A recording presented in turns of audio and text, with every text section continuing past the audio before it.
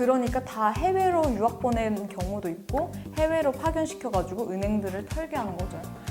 이 해킹으로 해서 북한이 김정은 마이바흐 사고 미사일 개발하고 나도 조심해야겠다. 왜냐면 저도 어쨌든 유튜브 채널도 이런 데서도 해커들도 나오고 간첩들도 나오는 거예요. 남파 간첩, 북파 간첩.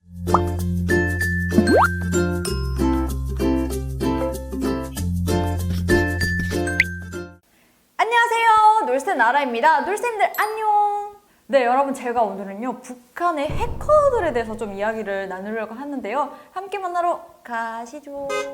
북한의 해커들 하면 해킹하는 걸로 되게 유명하죠. 다 군인들이고요. 출신은 무조건. 그 해외 거래소에서만 탈취한 돈이 2억 달러에 벌써 달한다고 하거든요. 올해에만, 24년도에만 얼마나 많은 것들을 한 거예요. 다 북한에서 김정은이 미사일 쏘고 다 이런 돈이 다 해킹한 돈으로 나오는 겁니다. 진짜. 최근에도 봤는데 북한 해커들이 해외 거래소에 위장 취업을 한다고 합니다.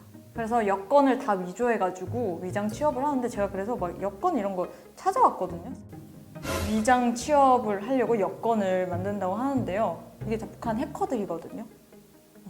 그러니까 해외 거래소로, 국내 거래소는 뭐 당연히 안 되는 거고요. 코인 뭐 이런 데 국내 거래소에 북한 이런 해커들이 못 들어오죠. 국내 거래소는 그래서 아직까지 털렸다는 적은 없잖아요. 바이낸스라든지 이런 그쪽으로 해외 취업을 시도한다고 합니다. 아직까지 근데 취업이 성공한 사례는 없고요. 이렇게 시도하다가 발각되는 그런 거라고 하는데요. 해커들이 북한에서는 정말 교육을 잘 받기도 하고 해킹하는 수준이 세계 1위잖아요. 정말 대단한 것 같아요. 맞아요. 북한의 해커들은 이제 북한 평양에서 이제 대학교 애들에서 이제 다 키워지고 그 해커들을 이제 다 해외를 이제 파견시키는 거죠. 왜냐면 북한에서는 할 수 없는 게 데이터도 안 터질 경우도 많고 해외로 나가야 얘도 해외 문물을 알아야 해킹도 할 수 있는 거잖아요. 세상을 넓게 가져요. 저희 같은 경우에는 한국에 오면 아무것도 몰라요. 거기서 아무리 컴퓨터를 했다고 해도 너무 달라요. 그러니까 다 해외로 유학 보내는 경우도 있고 해외로 파견시켜가지고 은행들을 털게 하는 거죠. 세계적으로 다른 나라에도 해커들이 있을 거잖아요. 근데 그 해커들이 북한 은행 털거나 막 이런 기사는 없잖아요. 북한 은행에 돈이 없으니까요. 이게 해커도 어떻게 보면 공작원? 간첩? 이런 거랑 비슷하잖아요. 제가 이것도 저희 뭐 가족 얘기예요. 가족 얘기인데 대남 간첩 그 양성하는 거기 있었어요. 정찰총국 가족이 있었거든요. 정찰총국 하면 여러분들이 생각하시기에 간첩 양성소로 아마 유명할 거예요. 이런 데서도 해커들도 나오고 간첩들도 나오는 거예요. 남파 간첩, 북파 간첩 이런 거 많이 말하잖아요. 당연히 남으로 파견되는 간첩들을 양성하는데 저희 가족이 거기 있었어요. 거기 있어가지고 근데 한 번도 남한에 온 적은 없어요. 왜냐? 중간에 얼굴에 상처를 입어가지고 내려보내줬거든요. 지방으로. 간첩이 되려면 얼굴에 있잖아요. 점이라든지 뭐 이렇게 특수한 그 자국이 있으면 안 된대요. 왜냐면 사람들이 기억하기가 쉽대. 얼굴이 딱 봤을 때 얼굴 옆에 점이 있으신 분 딱 기억하기 쉽잖아요. 얼굴에 칼자국 있는 사람 너무 기억하기 쉽기 때문에 얼굴이 한 번 봐서 기억이 안 남는 그런 얼굴인 사람이 간첩이 될 수가 있대요. 북한에서는. 그래서 그 언니가 이제 집에 딱 내려왔는데 물건을 남한 물건만 다 쓰는 거예요. 막 남한 생리대로부터 시작해서 다이소 가면 파는 바느실 키트 있잖아요. 막 이런 걸로 시작해가지고 다 한국산인 거예요. 그 정도로 한국 그 물로 들여져 있는 거죠.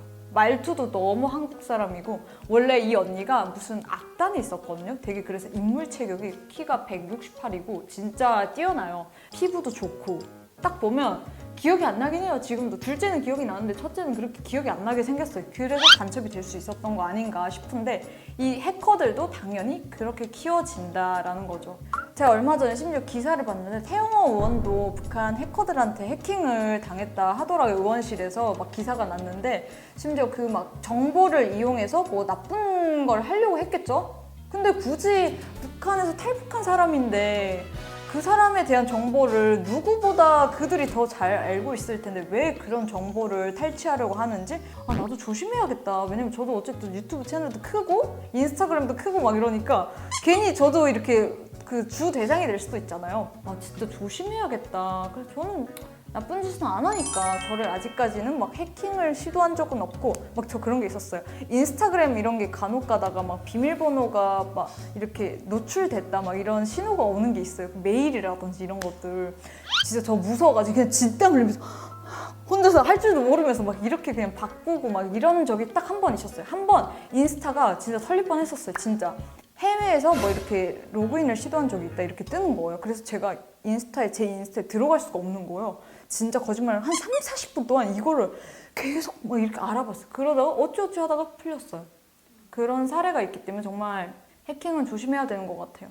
제가 멀리 아는 분이에요. 그분이 북한 휴대폰이 아니라 한국 휴대폰을 이제 데이터 로밍을 해가지고 북한 평양에 갔는데 놀세나라 유튜브도 시청할 수 있었다라는 얘기를 하는 거예요. 그래서 네! 데이터 로밍을 하고 갔으니까 북한에서 한국 폰으로 놀세나라도 볼 수 있다 막 이러는 거예요. 그래서 그게 가능해요? 가능하다 막 이러는 거예요. 그 본인들의 유튜브 채널도 당연히 볼 수 있었고 놀세나라 너도 당연히 나온다 이러는 거예요. 북한에서 데이터 로밍을 한 150불 정도 주면 한국 휴대폰을 북한에서 사용이 가능하거든요. 실시간으로 카톡도 가능하고 유튜브도 볼 수 있어요. 그래서 그걸 TV로 연결해서도 북한 TV로 연결해서도 뭐 유튜브 볼 수 있다 그러더라고요.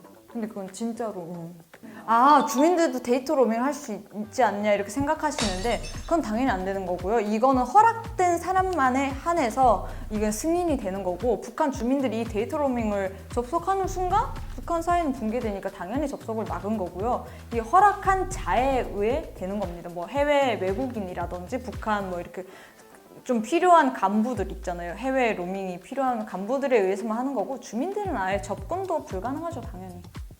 컴퓨터 같은 경우에도 북한에서 컴퓨터라든지 노트북도 다 가정용이 있을 거잖아요. 근데 그것도 다 이제 사면 신고를 해야 돼요. 북한 그 정보 당국에 신고를 해서 데이터 로밍을 다 차단시키고 북한 내 그 붉은별 체계로 다 바꿔야만이 사용이 가능하고 이걸로 안 바꾸고 뭐 컴퓨터라든지 노트북을 사용하잖아요. 그럼 바로 이거 다 회수 그리고 처벌받는 거죠. 북한이 해킹을 하는 이유는 돈벌이죠. 왜냐면 대북 제재도 받고 있는 상황에서 북한은 돈이 없잖아요. 이 해킹으로 해서 북한이 김정은 마이바흐 사고 미사일 개발하고 뭐 이렇게 하는 겁니다. 요즘도 보니까 이번에 그 수해 지역에도 뭐 헬기 띄우고 보트 띄우고 뭐 차도 다 반 잠길 만큼 뭐 일본 그 브랜드 타고 다니더라고요. 그 차도 한 번 타면 그 물에 다 잠기면 폐차할 거 아닙니까? 그런 돈이 다 이제 해킹에서 나오는 거예요. 해커들 월급 이 정도는 많이 줘야 되는 거 아니에요? 심지어 얼마 전에 해커가 몇백억 들고 해외로 튀었잖아요. 북한 해커가. 미국에서 현상금을 100억인가 120억인가 걸었잖아요. 그 해커한테. 그 정도로 진짜 북한의 해커들은 대박인 것 같아요. 400억인가 털었어요. 제가 알기로는. 북한도 잡고 있는 입장이고 근데 튀어가지고. 근데 솔직히 400억이면 그래도 뭐 검소하게 살면 평생 먹고 살 수 있는 돈이잖아요. 대박인 것 같아요. 북한은 사회주의 사회잖아요. 그 노동자 농민들이 다 농사 짓고 이래서 쌀 한 거를 나라에 다 바치잖아요. 김정은 공짜예요. 공짜로 다 받는 거잖아요. 그리고 심지어 뭐 다 북한이 다 수령으로 우러러보지 얼마나 좋아요. 자기는 이제 그 마이바흐 타고 다니면서 이렇게 하는 거예요. 진짜 너무 좋은 거죠. 해커는 탈북한 걸 아직 못 봤어요. 근데 해커들은 다 이렇게 와서 해외로 가는 것 같아요. 뭔가 되게 오두막 같은 데 가는 엄청 스위스, 막 유럽 이런 데 가는 것 같아요. 우리나라에는 아직까지 해커가 안 왔잖아요. 근데 진짜 우리나라 와서 해킹하면 진짜 걔는 찰컹찰컹이다 진짜. 탈북 해커는 아직까지 본 적이 없는 것 같아요. 저도 사실 이번 준비할 때 막 탈북 해커가 있으면 좀 초대하고 싶었거든요. 들을 얘기도 좀 듣고 했는데 해커는 없었어요. 아직까지는. 네, 여러분 진짜 잔악계나 간첩 조심도 있지만 해커도 조심하시길 바랍니다. 왜냐면 우리나라는 이게 SNS 미디어가 발전되어 있잖아요. 그렇다 보니까 털릴 저는 가능성이 엄청 많다고 생각하거든요.